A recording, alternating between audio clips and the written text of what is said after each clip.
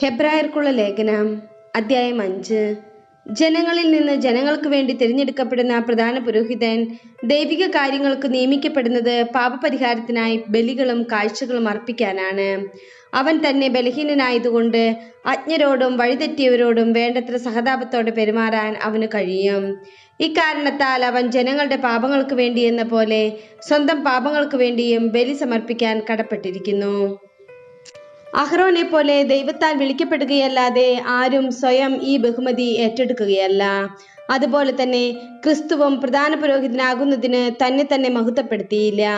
നീ എൻ്റെ പ്രിയപുത്രനാണ്, ഇന്ന് ഞാൻ നിനക്ക് ജന്മമേകി എന്ന് അവനോട് പറഞ്ഞവൻ തന്നെയാണ് അവനെ മഹത്വപ്പെടുത്തിയത്.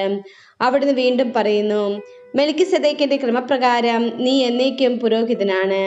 തൻ്റെ ഐഹിക ജീവിതകാലത്ത് ക്രിസ്തു മരണത്തിൽ നിന്ന് തന്നെ രക്ഷിക്കാൻ കഴിവുള്ളവന് കണ്ണീരോടും വലിയ വിലാപത്തോടും കൂടെ പ്രാർത്ഥനകളും യാചനകളും സമർപ്പിച്ചു.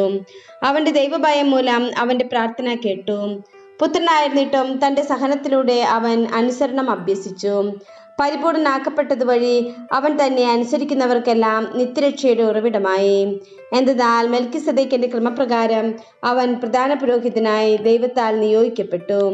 വിശ്വാസത്യാഗത്തിനെതിരെ ഇതേക്കുറിച്ച് ഇനിയും ധാരാളം ഞങ്ങൾക്ക് പറയാനുണ്ട്. നിങ്ങൾ ഗ്രഹിക്കുന്നതിൽ പിന്നോക്കമായതുകൊണ്ട് അതെല്ലാം വിശദീകരിക്കുക വിഷമമാണ്. ഇതിനകം നിങ്ങൾ എല്ലാവരും പ്രബോധരാകേണ്ടിയിരിക്കുന്നവരാണ്. പക്ഷേ ദൈവവചനത്തിന്റെ പ്രഥമ പാഠങ്ങൾ പോലും നിങ്ങളെ വീണ്ടും പഠിപ്പിക്കാൻ ഒരാൾ ആവശ്യമായിരിക്കുന്നു. നിങ്ങൾക്ക് പാലാണ് ആവശ്യം, കട്ടിയുള്ള ഭക്ഷണമല്ല. പാല് കുടിച്ച് ജീവിക്കുന്നവൻ നീതിയുടെ വചനം വിവേചിക്കാൻ വൈദഗ്ധ്യമില്ലാത്തവനാണ്. എന്തെന്നാൽ അവൻ ശിശുവാണ്. കട്ടിയുള്ള ഭക്ഷണം പക്വത വന്നവർക്കുള്ളതാണ്.